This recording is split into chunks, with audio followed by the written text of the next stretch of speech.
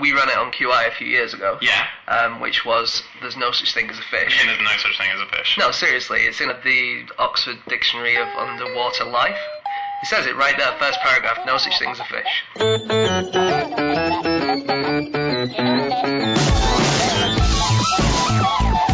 Hello, and welcome to another episode of No Such Thing as a Fish, a weekly podcast, this time coming to you from the Turtle Comedy Book Festival in Camden, London. My name is Dan Schreiber. I'm sitting here with Andy Murray, Anna Chazinski, and James Harkin. And this week, all of our facts are coming from the new QI book, 1,411 QI Facts to Knock You Sideways. So here are the 4 facts that we entered into that book, and in no particular order, here they are. Fact number 1, James.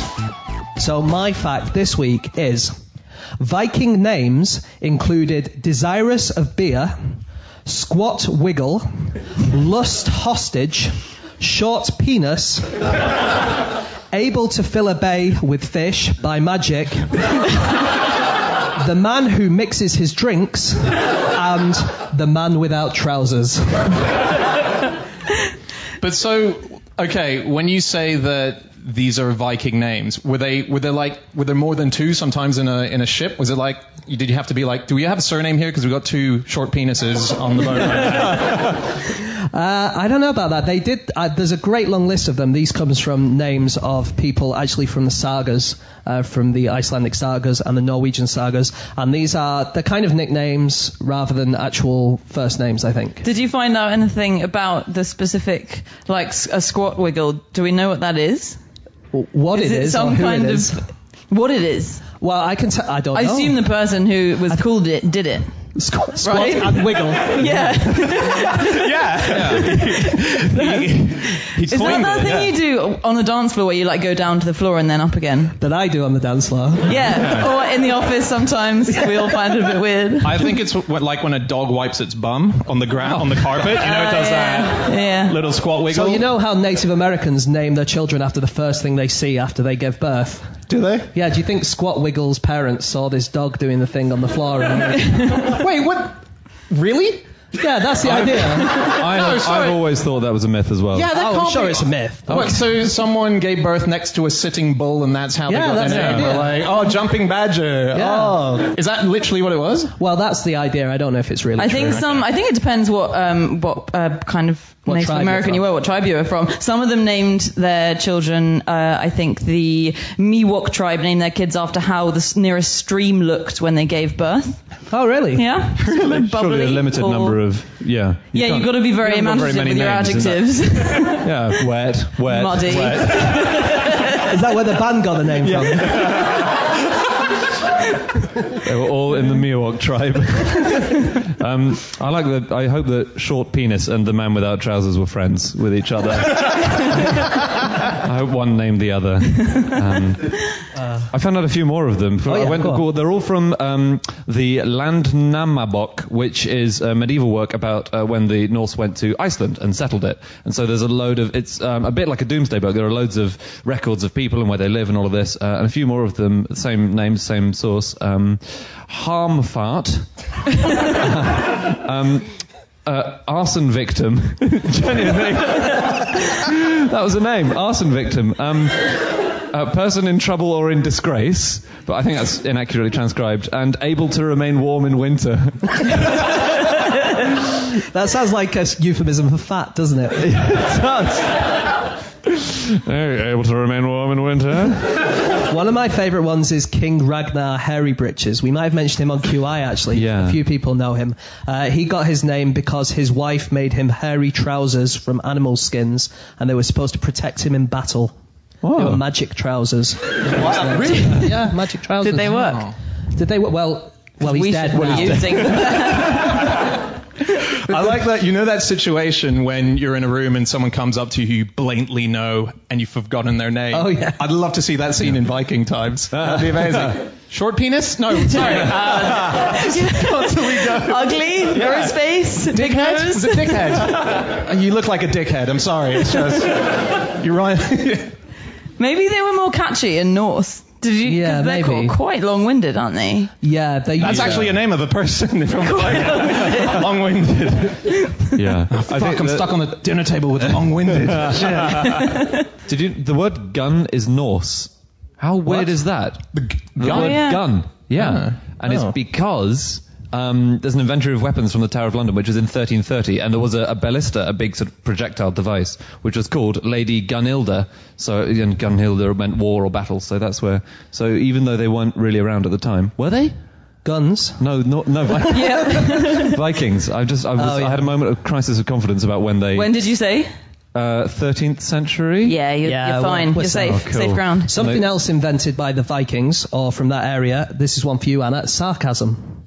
Oh, thanks, James.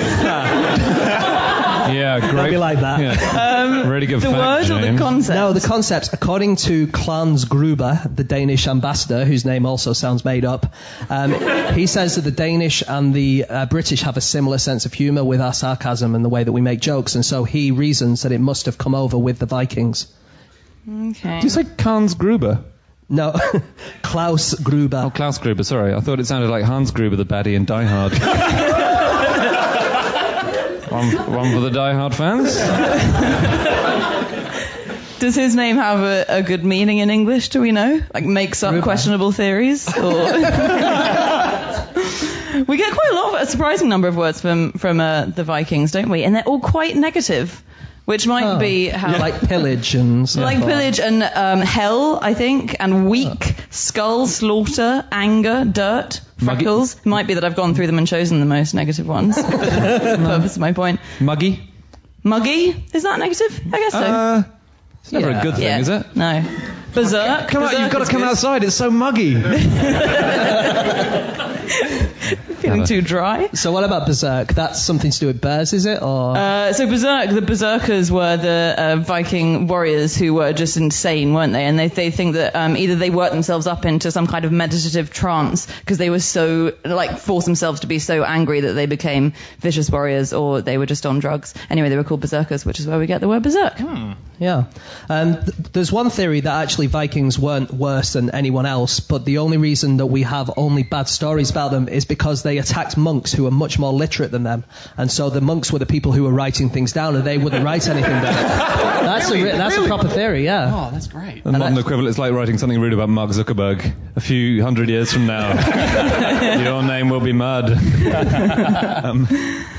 That's very cool. What I love about this, obviously, is we're talking about silly names. And I had a fact, just tell you guys, I had a fact that I tried to use on a previous podcast, which got rejected in the office, which was that 40% of all penises are in America. And it's the surname. It's the surname penises. You can go on a website and it tells you where they all are. 40% in America, 5% are in Britain. And the most popular name... Short. There must be someone whose name is Shorty Penis. Well, there was one guy called Penis. Which was no. And actually, that was a popular name because it was in bold. It wasn't a popular name. That's a computer error. That cannot be. No one. Was it hyphenated? It was no. It was just pure, just penis. So you penis, think penis. two penises married each other? Yeah. Penis was also a very popular name next to penis. So it's a double barrel surname, obviously. So this surely must be people filling in online forms with rude words. Sure, must be. I don't know. The most popular is Bob Penis. So I don't know. It's an actual name. They didn't let me do it on the show. So. Not going to get in this week either.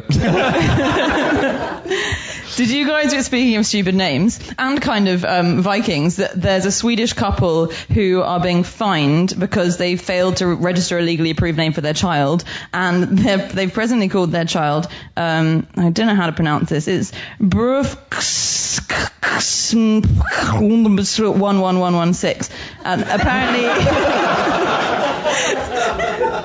it's pronounced Albin, but it's a series of consonants, and so they were told that they weren't allowed to register that as a name for their child, and so they said they were willing to change the child's name to A, the letter A, which also wasn't accepted, and so they've been fined. But yeah, their explanation was that the naming of their child as such was a pregnant expressionistic development that we see as an artistic creation. That's not really going to cut it when he's been bullied in school. Is it? Did you see today? There was an article in the paper today, and I can't. So maybe someone here will remember it. The number one internet hacker in the world. They managed to crack his code and get into all the places he's been hacking because his personal password was his cat's name with 123 at the end. It was just in the news. The worst thing was his cat was called Password.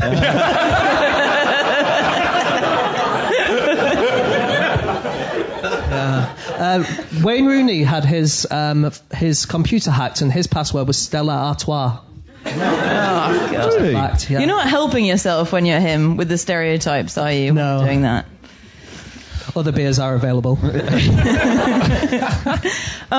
Interesting naming traditions. So the Amazonian Amondawa tribe, when you say you get your name at birth, and then when your younger sibling is born, you have to give your name to that sibling and take on another name, and you have to constantly change your name throughout your life. And that's the tribe that doesn't have a concept of time, so they're really interesting because they don't have any words for like day, week, month, and so the only way they distinguish time is by like the stage of life that you're at. So you get a new name for whatever stage of life you're at. So if you graduate, you're called like history degree. I don't know how many history degrees they're getting, but... Wait, do you have to change your name until your parents have their last child? Am I understanding that right? So yes, you do. As soon as one of the family changes the name, often the rest of the family also has to change the name. So it's like a concertina. So even if you were 30 and your parents had another child... All right, that's not likely. Wait. But you could change your name sort of 10, 20 years later. I guess Short Penis must have been really hoping that his parents had another child. Come on, guys. We're not going to do it, son. You inherited your father's traits. I'm not going there again. Yeah. My favourite pop star name change, I've done a few in the podcast, so I can't say it out loud now, but one I discovered recently, Michael Bolton. That's not his real name. Michael Bolton's real name is not Michael Bolton. What is it? It is Michael Bolton. He lost an O from it, a single O, and he lost it, and there's another singer called Michael Bolton, who's a country singer in America, who they keep asking him, like, obviously you're trying to make a career in music and you're called Michael Bolton. Why have you not changed your name? And his answer was, well, why should I change it? He's the one who sucks. Very strong principles. It's not going to work in the sales, but yeah. It is a better name. I found a thing about Viking mice. What? Right, well, bear with me. No, but... There is such a thing as Viking mice. So all the mice in Scotland and Ireland and bits of Wales are Viking ones because they're directly descended from Norwegian house mice, and they came over with the Vikings, and they were much more effective than the weedy Anglo-Saxon mice. and they know that's how they think they know that the Vikings lived in Scotland and Ireland first in enough density to support house mice, because the house mice only live somewhere where you get quite a dense concentration of people. So that's how they know that the Vikings were hardy enough to live there, is because their mice went there with them, and they lived there in enough numbers to support them. Wow. Viking mice. Amazing. Yeah. Vikings are quite cool. So they have a god of skiing, which I like. Cool. In fact, they have a god and a goddess of skiing. They have the god of skiing, who is Ullr, U-L-L-R, always pictured with skis and a bow and arrow. And then the... Oh yeah, good proper skiing equipment. Yeah. Hey, are you going out on the slopes? Don't forget your bow and arrow. Goddess Skade. They weren't in a relationship or anything, but yeah, she was the same, always on skis, always bow and arrow. And she married another god called Njord, and they split up because they had a bitter fight about the fact that he loved the coast and she loved the mountains and skiing. So that's in Norse mythology. And Skade is where the word Scandinavia comes from. That's a good name, cool. Goddess of skiing. That's cool. So the Vikings had quite a cool way of making fire that could last a long time, where they collected fungus called touchwood from trees, and then they would like bash it down, and then they lit it. Then they boiled it in water for a few days, and then they lit it, and instead of catching fire properly, it just kind of smoldered. and then it would last a few days, and it would be, a useful fire that they could take on ships and stuff. Wow. Just act as a nice I was warm reading today beacon. that fire is a problem on Antarctica, apparently, because you wouldn't think it, would you? Because it's cold. Is that what's melting at all? But no, because it's so dry and like a lot of wind, which can blow the fire somewhere. So it's one of the things they're most worried about on Antarctica is fire. And they have a fire department. How does it start? There's a fire brigade. Really? Yeah. Antarctic Fire Department. Because the driest place in the world is in Antarctica, isn't it? It is. There are these valleys which dry valleys. Yeah. haven't had any rain for 2 million years, and even then it wasn't much. They're muggy. We need to move on, guys. Oh, do we need to get really? But any last things you want to get in? I just have one more thing about a different type of Vikings. It's a bit sad. The Minnesota Vikings. I'm an American football fan.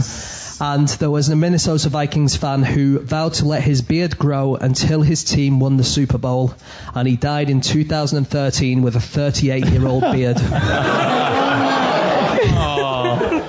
So sad. We salute him. Yeah, what a dude. Amazing. I found one last fact that I want to add, which is from we're at the book festival. It's from our new QI book. This is the fact, and it's to do just with names.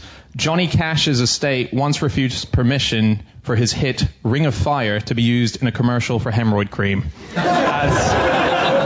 Just wonderful. Good decision. Should we move on to fact? Sure. Yeah, let's go. Okay, time for fact number 2. That's my fact. And as we said at the top, all of our facts come from this new book that we've done. There's 1,411 facts in this book. I, after much work, only managed to get one fact into this book. I wait till you hear it. This is my fact, and it concerns the model Jordan, otherwise known as Katie Price. Why did you only get one in? They were all about Jordan. All 900 Dan submitted were about Jordan. So my fact this week is You Only Live Once is Katie Price's 4th autobiography.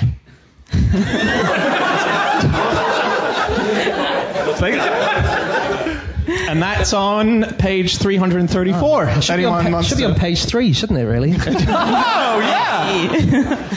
Is there any sign in it that she's aware of the irony of it? Like, is it a humorous, ironic comment on modern-day celebrity autobiographies that she's making? Of course there is. Yeah. It's Katie Price. Yeah. Have you read it? No, but neither has she. Yeah. No, in fact, I'm pretty sure she hasn't because she was promoting her new autobiography, her 5th autobiography, and they asked her, where does it pick up from? And she said, it picks up from the amazing ending of my last book, which I think was about when I broke up. No, I stopped reading it there. I was like, you cannot say where I think about your own life in a book. Like, that's unacceptable. But I just love it. You don't get Hilary Mantel going, I think, was he dead yet? Yeah. Is that when I finished the second one? I'm not sure what happened to Winston Smith. Anyway, ask me about my other books. Katie Price has written more books than Shakespeare wrote plays. Well, Shakespeare didn't write any plays, really. You're right. Katie Price hasn't written any books. They should meet. They would get along like a house on fire. No, but she's admitted it. She has admitted it. She had a quote when she was talking about her book. She said, I'm not going to lie, I don't sit there with a typewriter and write it. So this is someone who still thinks you write a book with a typewriter. I don't want to knock her, by the way. We don't do that on this show. I don't want to knock her. But apparently it's full of good facts. They did. Yeah, everyone's laughing because you said knocker. Yeah. So this is another thing that she. So Katie Price. I mean, there was an interesting thing. It actually has gone out on the latest QI book. It's on the latest QI episode about Katie Price, which is actually outsold all of the Booker list, didn't she? At one point. Yeah. Yep. I mean, so she sells massive, which is insane. But all of them are ghostwritten. She's admitted that they're ghostwritten. And ghostwriting is just ginormous now. Ghostwriting is so big at the moment. This is insane. They've started outsourcing it to other countries. So they go to the Philippines for ghostwriting now. Celebrity autobiographies get sent to the Philippines, and they have people that just doing cannot be true. Are they good at ghostwriting in the Philippines? Yeah, why not? Quite a lot of people do admit to not reading their autobiographies, don't they? I think Naomi Campbell did as well. Ronald Reagan. Yeah. Yeah. What did he say? Oh, he had a great. Oh, it was like. He said, I know that many of you are looking forward to reading this book, and so am I. So am I. Cool. Oh, I hear it's very good. I can't wait to read it. Yeah. Naomi Campbell, models obviously don't like to read their own autobiographies. No. And Barry Manilow didn't write the song I Write the Songs. Indeed. That's true. Irony. That's true. That's an actual fact. The first ever autobiography was ghostwritten. The first ever autobiography was the Bible. Well, the first. I don't know. I Jesus' don't think you meant to call God a ghost. It was Holy Ghost written. Holy Ghost written. That's what the Holy Ghost was for. What purpose do you think it served? Nobody knows. The other two are so obvious in their roles. He's from the Philippines. No one knows that. The first autobiography in English was written by someone called Marjorie Kemp, and it was written in the 1400s, and she was an illiterate woman who wrote the whole thing in the third person, and so she said it.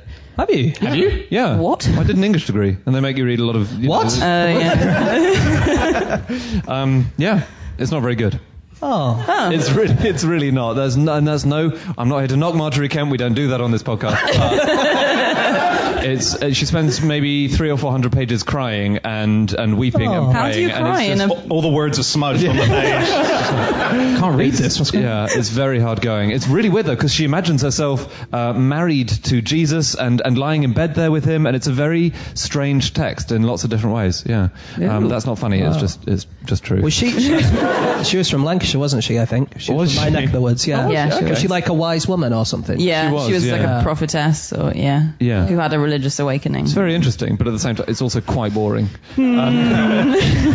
A surprising amount of people used to do ghostwriting. So Mozart used to do ghostwriting. Really? Yeah. He would be commissioned by other people. They'd put their names to it. Mozart would then provide the music for it. Yeah. Charles Dickens' very first book. It was a book that he ghostwrote for a clown called Grimaldi. Just going back to Mozart, when he first played in Europe, he was very young, like 9 years old or something, and everyone thought he was a dwarf in disguise. That's true. Really? It was written that they thought he was. Because that was more plausible. What you're going to say is, if you're going to disguise a dwarf, you don't make him the same height. You make him taller. Yeah, that is a good point. Yeah, that's true. That is true. You can't. How do you make him taller? You can't stretch a person as part of a disguise. Stilts. Although, put him far away on a hill so no one can tell. with a small piano, right? Cary Grant started as a stilt walker. Did you know that? Cary Grant started as a dwarf. He just stretched him on the rack for 20 years. Someone who does stretch his body is Superman. Remember that? Oh, yes. That's true. Yeah. So as part of Superman's disguise, he puts on his glasses, but he can also make his spine 2 inches smaller. So he kind of goes smaller. So that's when he becomes Clark Kent. Yeah, that's right. He's shorter as Clark Kent, so people, for extra realism, don't tell. I mean, he's not real. That was going to be my fact next week. Damn it. I have a few good titles of autobiographies which I just really like. Colonel Sanders wrote one called "Life as I Know It Has Been Finger-Licking Good."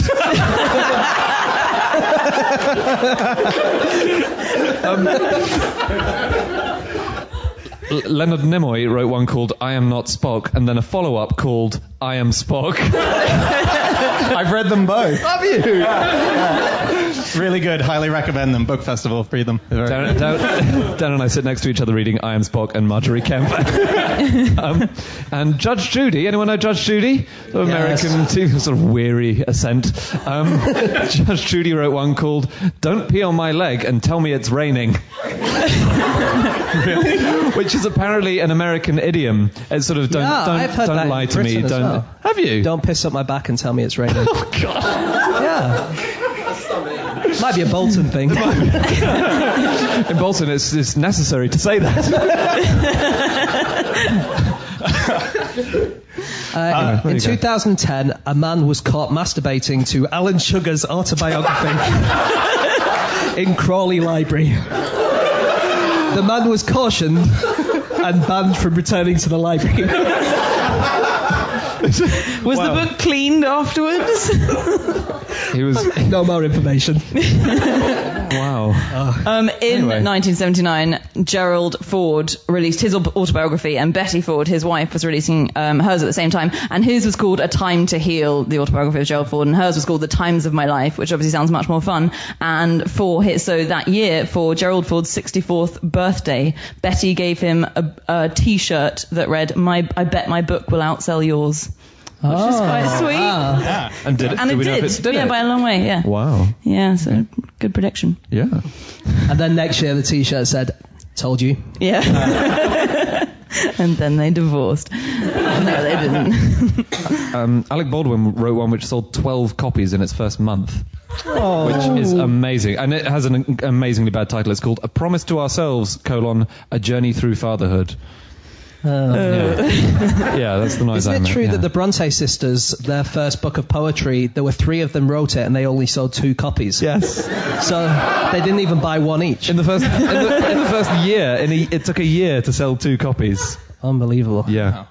Well, they live together. You can share. Yeah, you're right.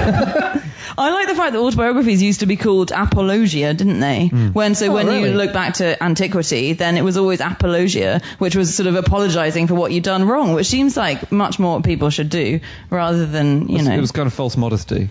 Yeah, it was. It was usually a justification of what all their critics had aimed at them, and explaining that it was. Yeah, but Augustine as well, who a lot of people say is the first autobiography of kind of a non-classical age. His was just called Confessions, and that was his explaining all the stuff he'd done wrong, and not even stuff that he remembered. So chapter 1 of Augustine's autobiography was him saying, "When I was a child, I don't really remember it very well, but I know I will have committed loads of sins, and for that I'm really sorry. I feel terrible about it. Don't know what they were, but I'm sure I did. Really, really bad. Sorry, guys." Wow. Oh my God. Yeah, no. John Henry Newman, who was an eminent Victorian, wrote one in 1864, which is called Apologia pro sua vita, or Apology for His Life, which sounds very sarcastic. Sorry about my life, guys. Adolescent. We should move on. Okay. Yeah, we're going way over Anything here. else, Andy? One more? No. I got a couple of interesting things which I didn't know, which is, so there's a number of things that are happening. You have ghostwriting, which is obviously just ghostwriting someone's autobiography. There's a term in the music world which is called a hummer, and a hummer is someone who takes claim of having written a tune on a movie. So like back when Charlie Chaplin used to make his movies, always said written, directed, music by. He would go around, so he'd walk up to a musician who he'd hired and go, good luck. And then he would take claim for having written that song. And that's called a hummer. A hummer is someone who takes claim for a song off a hum that they'd done to say. Hang on, because they this is the hummed song. near somebody who wrote something. Yeah, exactly. No, they would hum an initial tune and say build on it, and then they would do it. And so it's ghostwriting. It's fake. And also, I was really surprised by this. There's script doctoring, which is done as well for Hollywood movies, and obviously that is done a lot of the time, but I didn't know these famous people were involved with it. So Tom Stoppard, we all know Tom Stoppard. Tom Stoppard was a ghostwriter in the movie sense, so script doctor for Indiana Jones and the Last Crusade. What? For The Bourne Ultimatum, and for Star Wars 3, Revenge of the Sith. Oh. Isn't that amazing? Yeah. It's amazing in the way that I don't believe it. No, it's true. Is it true? Yeah, it's absolutely true. And also Wow. Carrie Fisher, speaking of Tom Stoppard and Star Wars, Carrie Fisher, Princess Leia of Star Wars. Actually ghostwrote most of Tom Stoppard's plays. They just swap. Yeah, no, Okay, she did script doctoring for Sister Act, Lethal Weapon 3, Last Action Hero, The Wedding Singer, and she wrote all of Tinkerbell's dialogue in Hook. Oh. Well, Carrie Fisher's on the Christmas episode of QI this year, isn't she? Yeah. Well, if I'd have known that, I'd have got her to write the script instead of spending all that time. It's true. Okay, we should move on. Okay, it's time for fact number 3, and that is Jasinski. Yeah, my fact from the book is that William Morton, father of anaesthesia, first experimented on himself, but kept falling asleep before he could describe the results.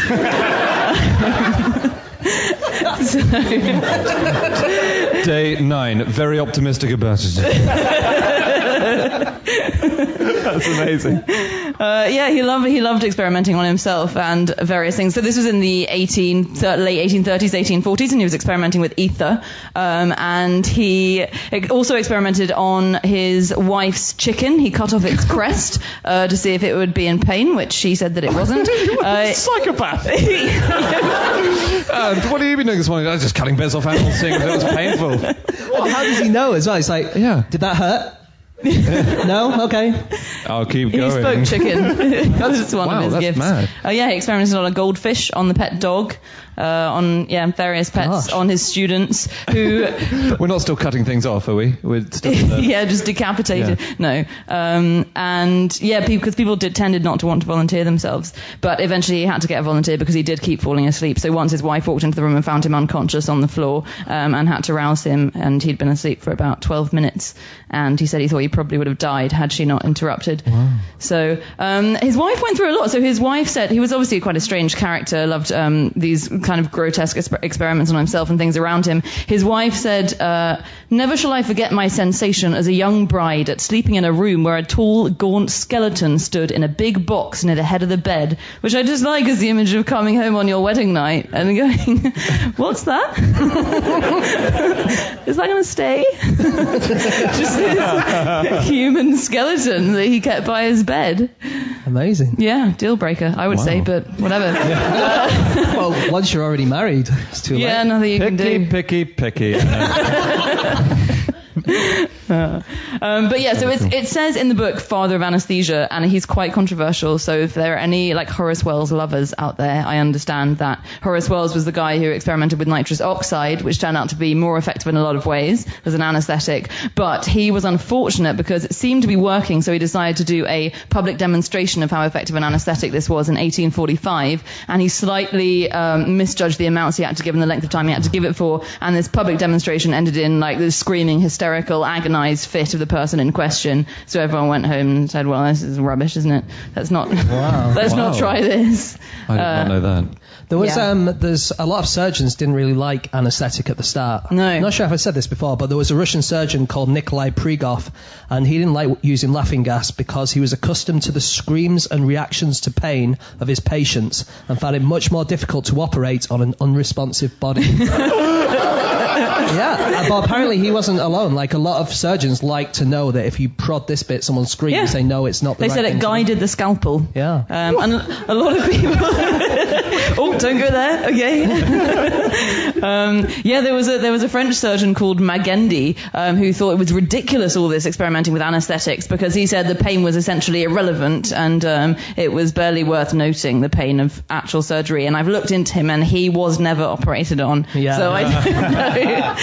And then a lot of Christians thought that it was what God intended for us, and that it was kind of anti-Christian to suffering and bearing children. Exactly. That kind of thing. Yeah.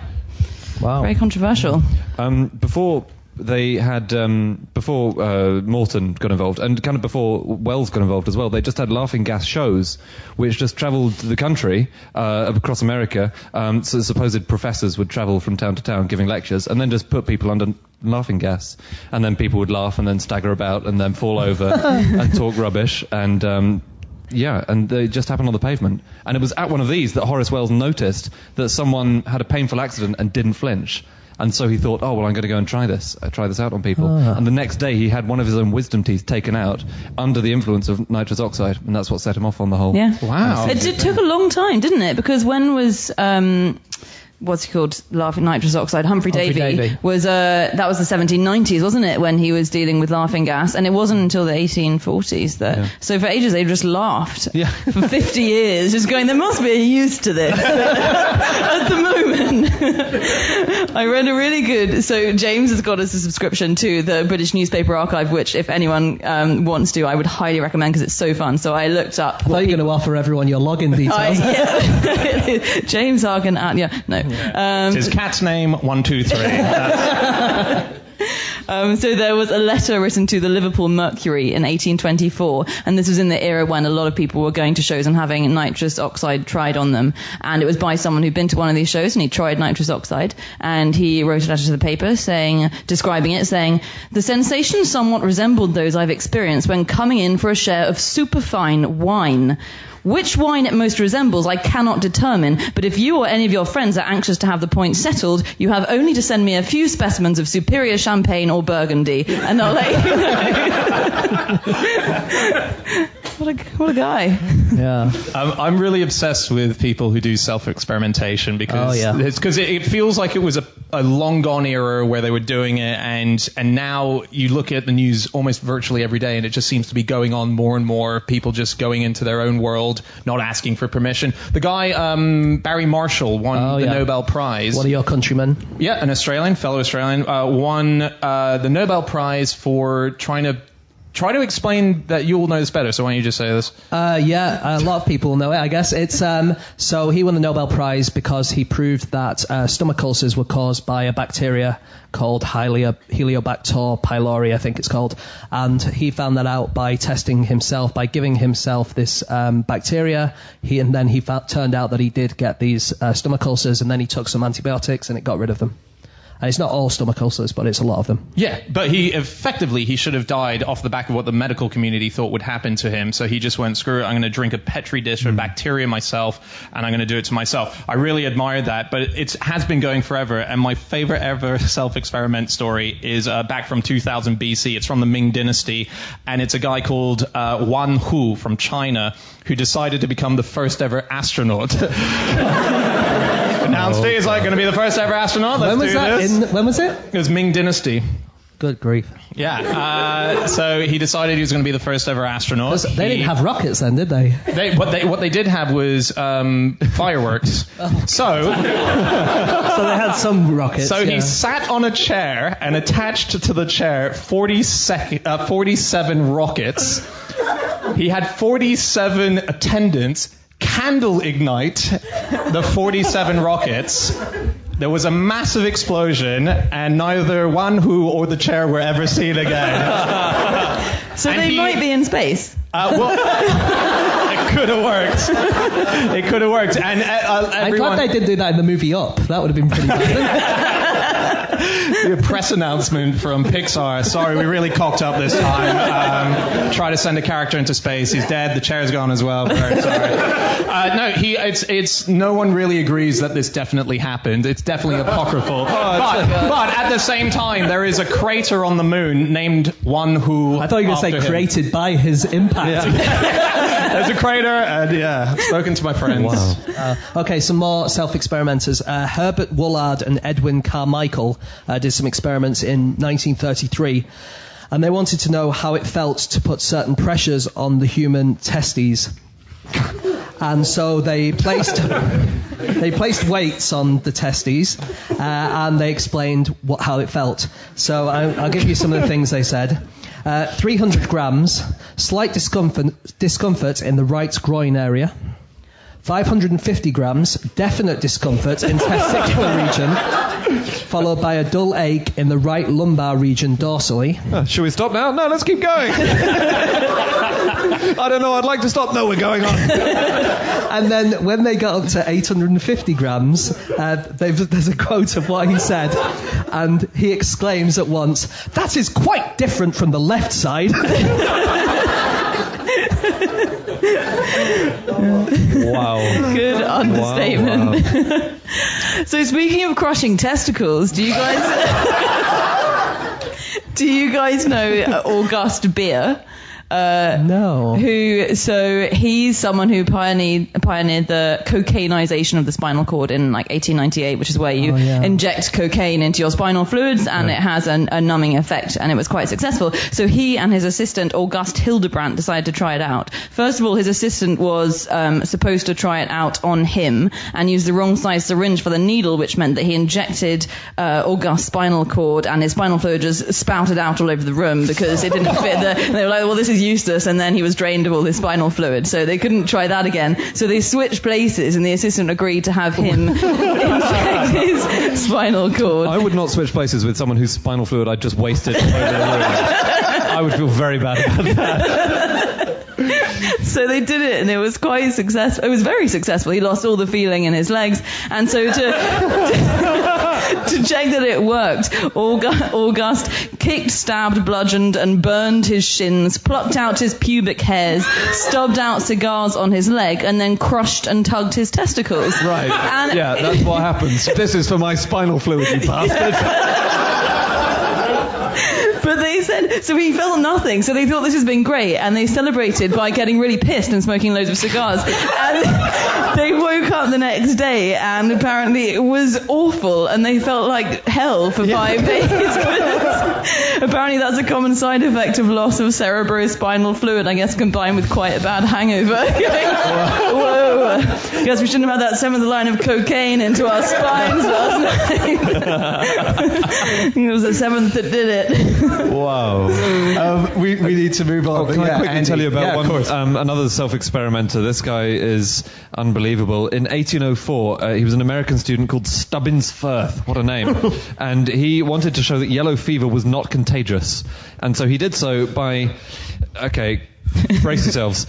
Inhaling the vapor of sufferers' simmering black vomit. He then injected the vomit into his own veins and into cuts on his arms, despite the fact that a dog he had injected had died within minutes. Then he smeared his body with patients' blood, sweat, and urine, and drank patients' saliva, blood, and vomit. He didn't catch it because the samples came from late-stage patients who were no longer contagious.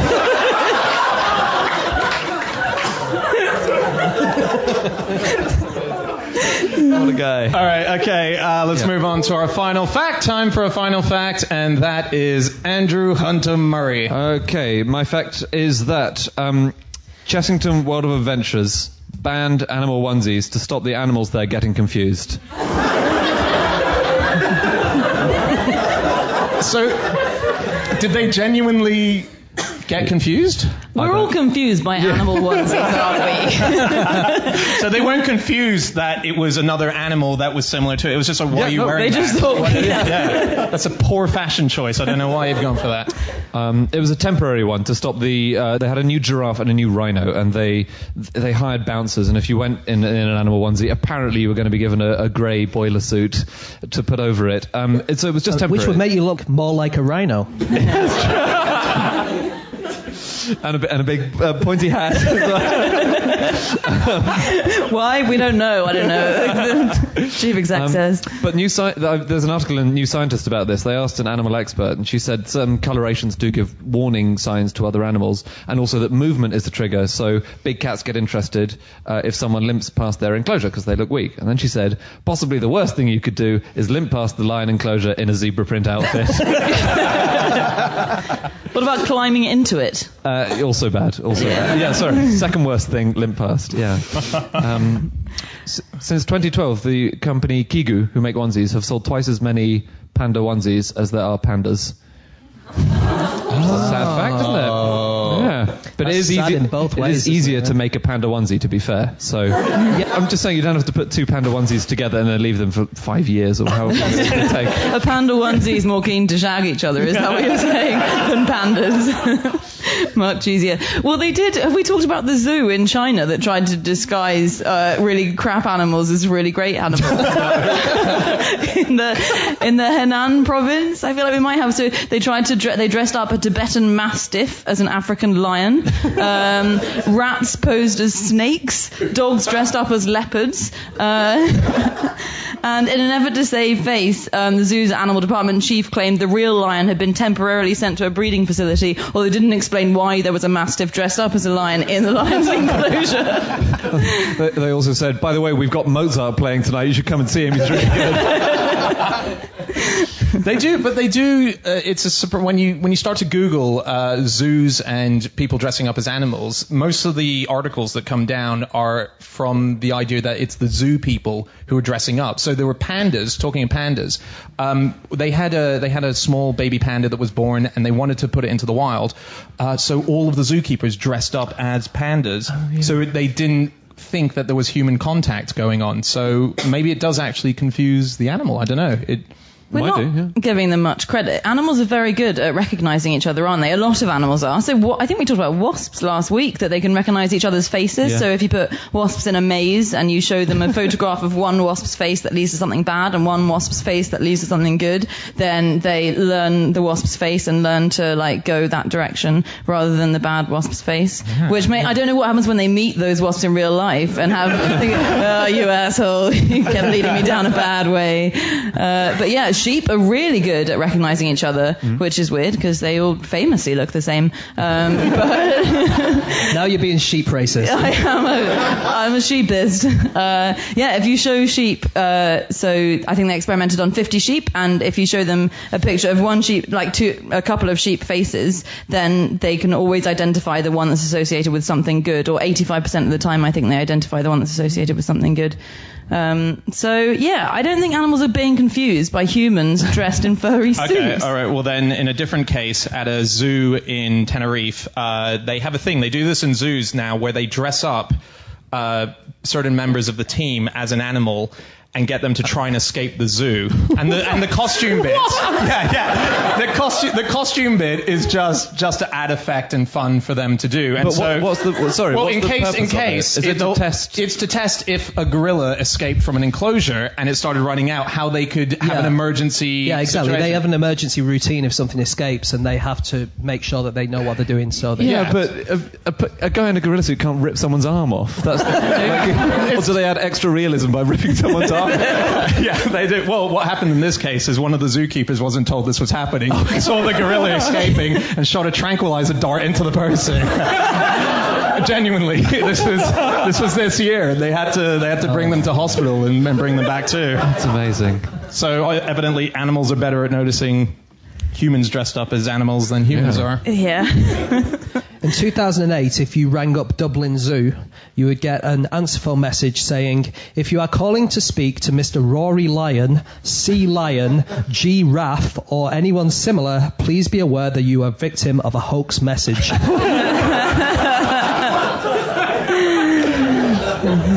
Yeah, or perpetrating one. That's true. That's exactly what I would do if I had thought of it.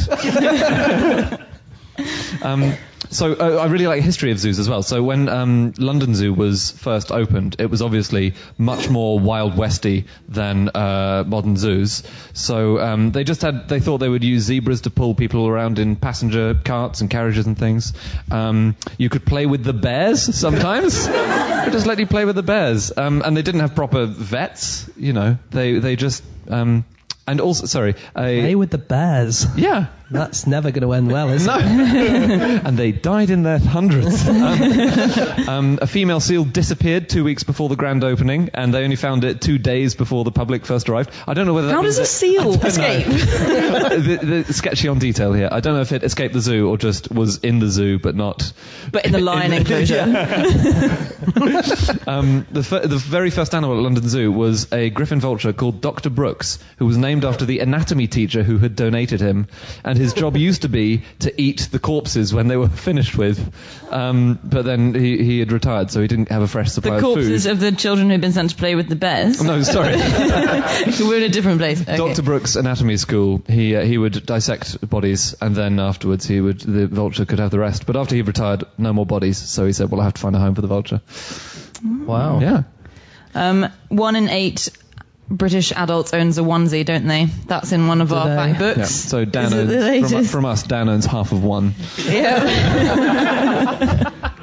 Is that true? Yeah, does anyone here own a onesie? Show of hands. Oh, that looks about right. Wow. About 1 in 8. That's about 10. Yeah. 10 of 100 I think that's people here. 30%. That wasn't 10. Wasn't that? No, it was. It was like more. Yeah. Any animal ones? Which, wait, someone in the front row is wobbling his hand because he's not sure if it... Is Godzilla an animal? Good question. Well, yeah. Yeah.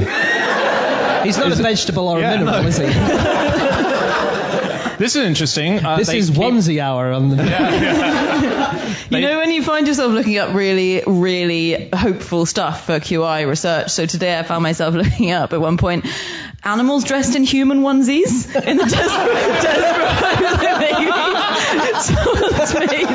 Oh, please tell me that you found something. I didn't find anything. My God, if someone finds one, that would be good. There's a sloth onesie you get. If sloths get mange, then you have to shave them from head to toe, but they need to remain warm, and so they've designed sloth onesies. Actual onesies for sloths. Yeah. Right. Yeah, that's cool. Yeah, not that would be the worst human onesie.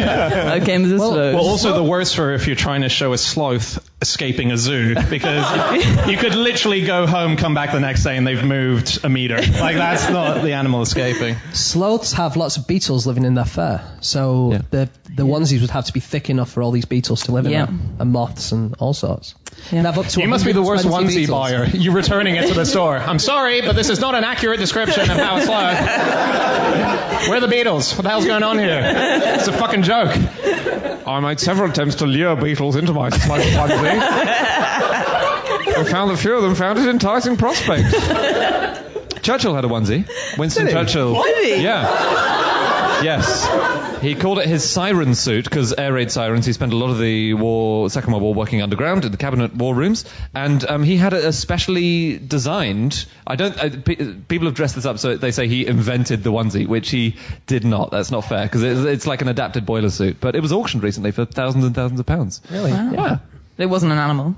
It wasn't an animal. Can you imagine? You know when Churchill had a dog onesie. When Churchill talks about his black dog and people assume depression, it's just, oh, my black dog's back again.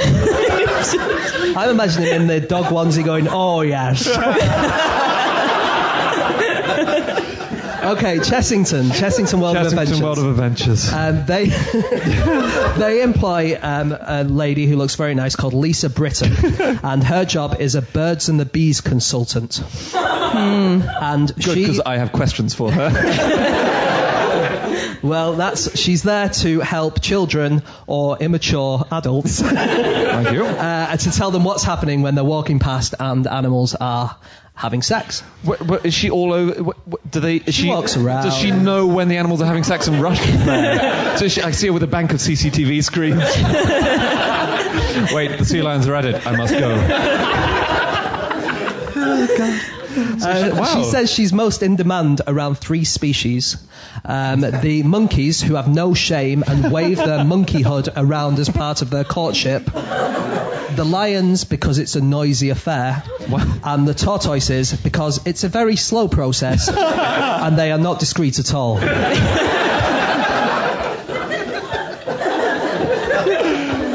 That's amazing. Oh my God. I printed out the page for the history of Chessington Zoo because they have a little timeline on their website, and I just want to share 3 entries with you from 3 different years. It's a very interesting site. It was a Civil War place, then it was an ale house, lots of stuff. Anyway, 1991. Following the development in 1990, there weren't any new attractions for 1991. 1992.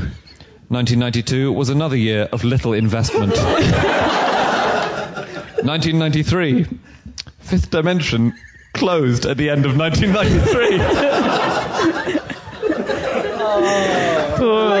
Halcyon days. Yeah. I've never been. Is it fun? Is that a fun place? Pretty great. 91 and 93. It is fun. It's great fun. There's a theme park I discovered, Dollyland. Have you guys heard of Dollyland? Is it Dolly Parton's? Yeah, Dolly Parton has a theme park, which I didn't know. Quick guess. Dollywood, of course. Dollyland is a very different place. Dollyland. And I am not allowed back there. Dollywood, I'm so sorry. That's so awesome that you knew that. Dollywood. Anyone want to have a guess of the opening hours of... It's 10 till 7. It genuinely is. Missed opportunity. I don't know what they were thinking. Hey, listen, we need to wrap up really soon. Oh, really? Yeah. Do we have any more final facts we want to throw into this? I quite like, if we're talking about theme parks, I didn't know what the first ever roller coaster was, or the original roller coaster. So you're nodding. Are you thinking Russia? It was... I was thinking Blackpool. Sure. Oh.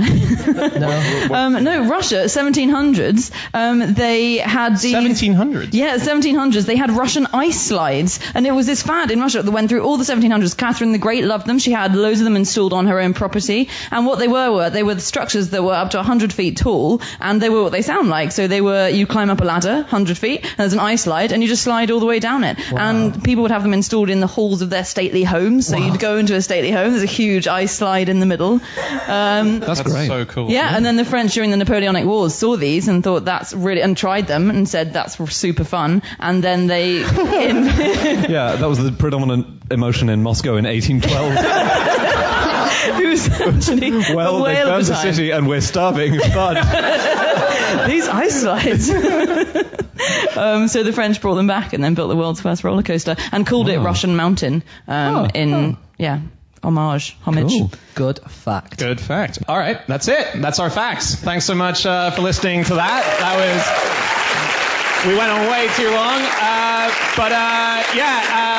For those listening to this and not in the room, if anyone in the room wants to ask us anything afterwards, we're going to be selling books downstairs. We're going to be hanging out downstairs, so join us. That'll be awesome. If anyone listening wants to ask us any questions about the things we've talked about, we're on Twitter. Not my hashtag. I do have a hashtag though as well. I don't. That'd be the lamest thing. Hey, my hashtag is. That would be terrible. Hashtag Dollyland. Yes. It is a land. Yeah. My Twitter name is @Schreiberland. James @Eggshaped. Andy @Andrew Hunter M. Anna podcast @QI.com. Yes, or you can get us all together at QI Podcast. That's our Twitter handle for the whole of us. We're going to be back again next week with another batch of facts. Thanks for listening, and we'll see you again. Good night. Goodbye. Good night.